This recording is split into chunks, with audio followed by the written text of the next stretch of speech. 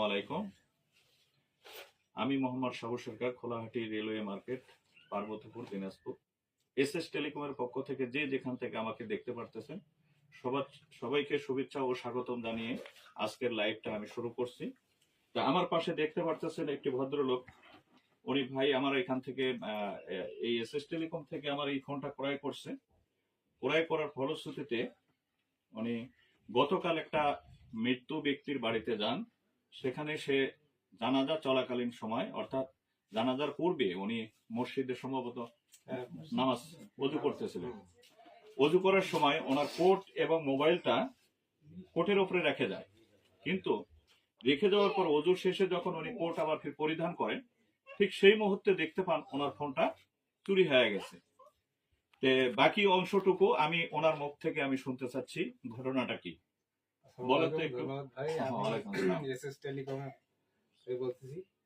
আমি মোহাম্মদ আব্দুল মান্নান। ওযু করার পর আমি মসজিদের ভিতরে যাই, দেখি আমার মোবাইলটা নাই। তৎক্ষণাৎ জানাজা শুরু হয়। আমি জানাজা এবং মাটি দেওয়ার শেষে তখন আমি এসএস টেলিকমকে আমি আমারটা জানাই, এবং তৎক্ষণাৎ ওরা আমাকে বাইরে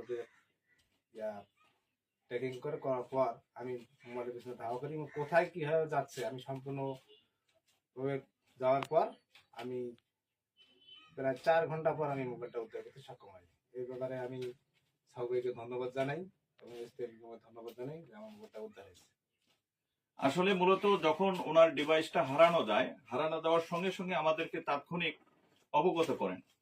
যখনই আমাদের কাছে এই মেসেজটি আসেন, আসার সঙ্গে সঙ্গে আমরা ইএমআই লকার, অর্থাৎ ইএমআই লকারের মাধ্যমে যে মোবাইলটি আমরা ডিভাইসটি ট্র্যাকিং করে কোন লোকেশনে যাচ্ছে, কিভাবে যাচ্ছে, মোটরসাইকেল, বাইসাইকেল যেভাবে যাচ্ছে, আমরা সঙ্গে সঙ্গে ডিভাইসটা আমরা লোকেশন ট্র্যাকিং করি এবং সমস্ত তথ্য ওনাকে দিয়ে আমরা সার্বিক সহযোগিতা করি। কোন রোডে যাচ্ছে, কোথায় যাচ্ছে, কোথায় থামতেছে এবং সর্বশেষ লোকেশনটা কোথায়, আমরা সমস্ত ট্র্যাকিং করে আমি ওনাকে সঙ্গে সঙ্গে আমরা ডিভাইসের তথ্য, সঠিক তথ্যগুলো দেওয়ার চেষ্টা করি এবং সেই তথ্যের ভিত্তিতে উনি অন দা ওয়েতে সঠিক লোকেশনে জায়গাতে পৌঁছার পর তখন ওখানে স্থানীয় লোকজনের কাছে এই জিনিসটা শেয়ার করেন। শেয়ার করার ফলশ্রুতিতে যে ব্যক্তিটা ডিভাইসটা চুরি করে নিছে তিনি সম্ভবত পরিচিত ওই এলাকার।